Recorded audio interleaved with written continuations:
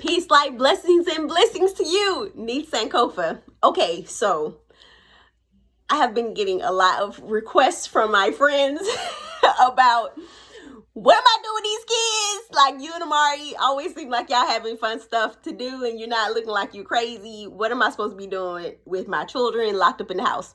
So I shared this conversation with a friend that reached out to me. We had a beautiful conversation about the way I approach parenting. And I wanted to share it with you as well because I thought it would be, a good import for parents who are looking for anything that might spark some inspiration for you. And so I started off the conversation like, when my three sons were with me before they decided to take an adventure with their father, and we do beautiful co-parenting as well. But when they were with me, I just had one rule. And my friend said, "Oh, I love a good rule. Let me know what the rule is." And I'm like, well, you might not think about this rule in the same way I do. But first I shared with her the way my parents approached our presence in the house. And this is very important to tell this part before I say my approach to parenting, because it has a really deep effect on how I approach it, right? So my parents basically were like, they didn't react to loud noises. Like we used to run up and down the hallway. My brothers used to play Buck Rogers. So that's like, they literally like throwing each other up against the wall, like in the hallway. And sometimes I would be in my room and I just was like, wanted to sing to the top of my lungs. And I'd be like, ah! And nobody had any kind of negative reaction to that. And I might be wrong, but my perception was, as long as y'all ain't bothering us, and you ain't starting a fire or doing this or that, doing nothing you ain't got no business doing, we good. And so that's kind of how I approach my parenting with, boys, the perception of boys, because my daughter is super active and even more so than them. But sometimes boys get a bad rap about having like a lot of energy. This is how I approached it. My one rule, here it is. My one rule was, you can do whatever you want. Anything. You can do whatever you want. As long as we can figure out how to do it safely and without damage to our environment. So nothing was off the table. So I'm gonna give you 3 examples from each of them, ideas that they came up with. And how they kind of came forward, because they didn't come up with like, oh, I got an idea about something. That's never how it happened. It happened from like, yo, what are you doing? And they like, well, I want to do this. And I'm like, what's the one rule?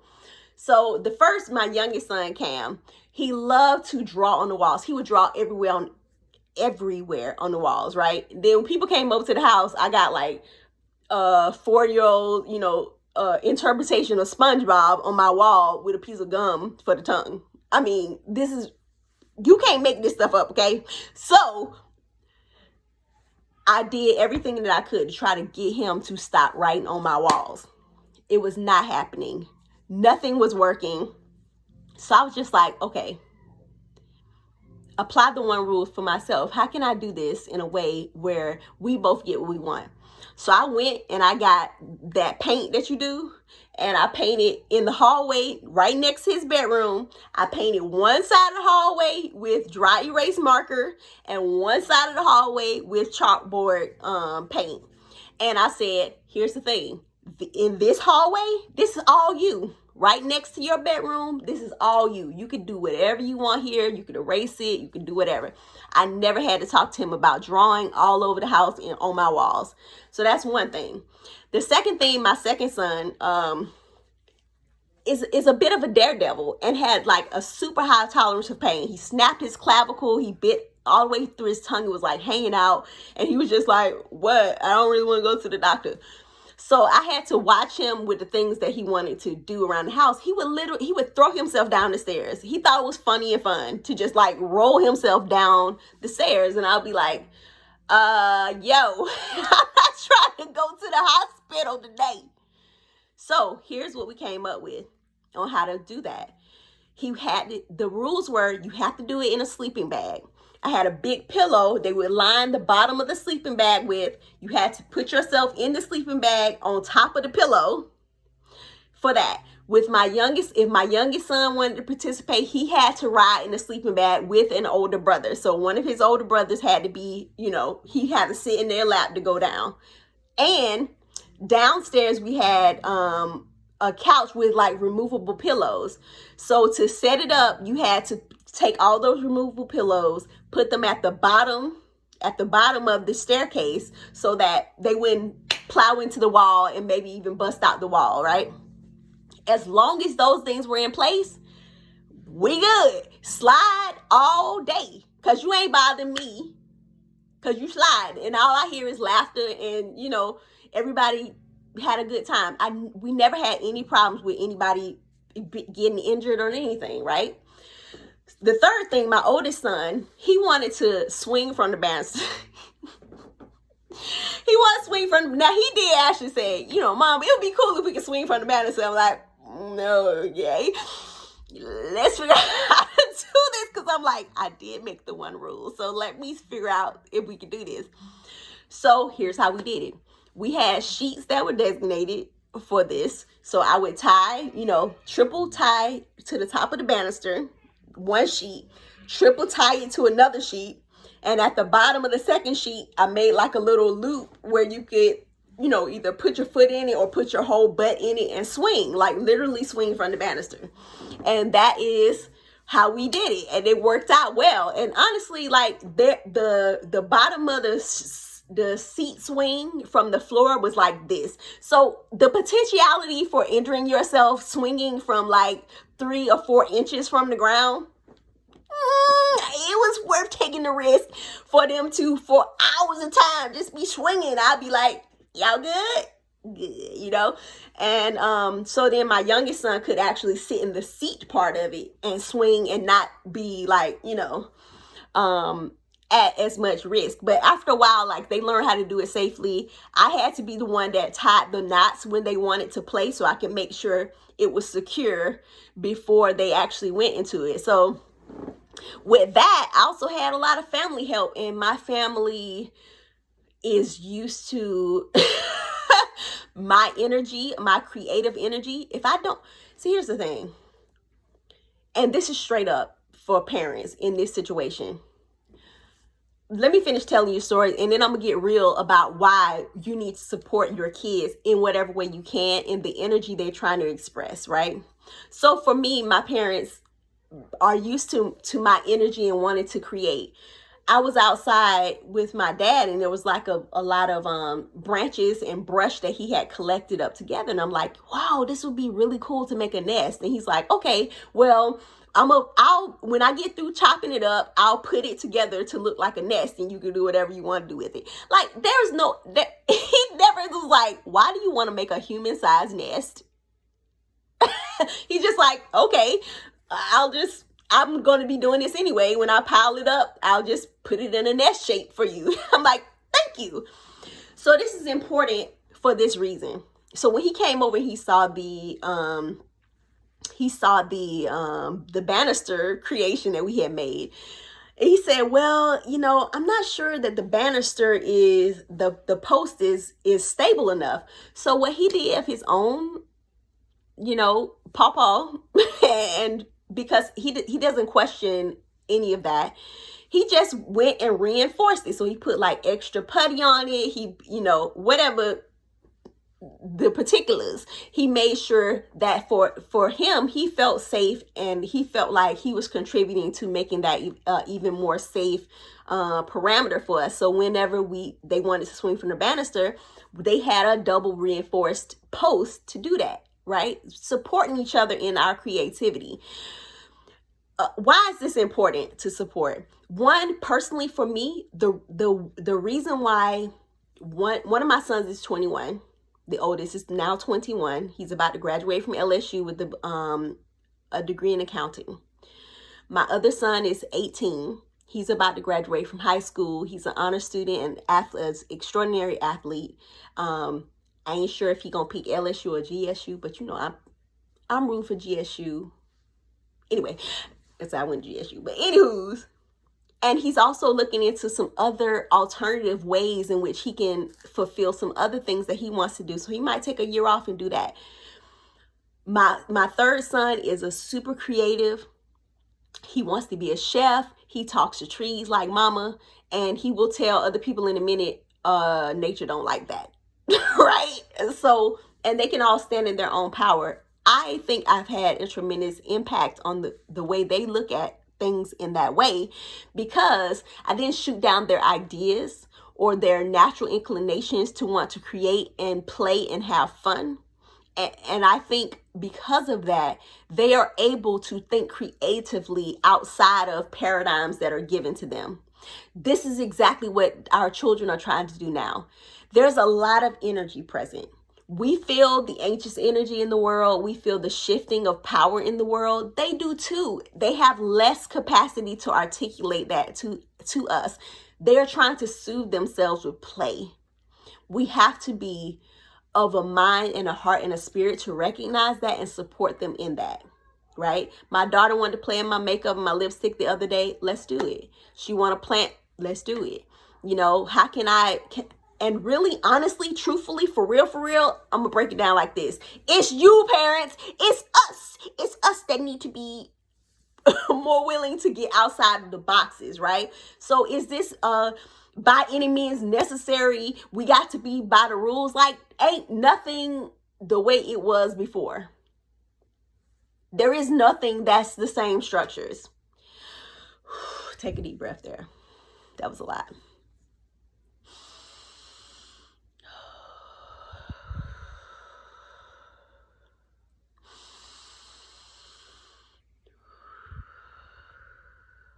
Nothing is as it was, and that's okay.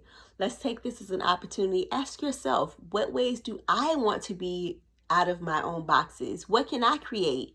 What can I create for myself? So for this particular sister, she said, okay, well, I got one real time for you. Like, help me solve one of my problems with one of my kids, which was they wanted to take the cars and like all over the walls and leaving track marks on the walls. And I was like, why don't you just build a track for the wall?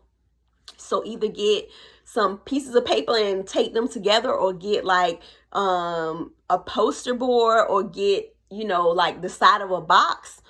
Let them create a track there, decorate it how they want to, and put it up on the wall. And the rule is you can take this you can put it anywhere you want to, but you got to stay in the walls. If you need more space, you got to create another part of the track and just keep it on the track. They get to do, and her beautiful son was on the phone listening to me, and just the joy, like, oh, I get to make a track. I get to make a wall track. And her other son was like, oh, let me tell you what I want to do. Let me tell you what I want to do, Neith.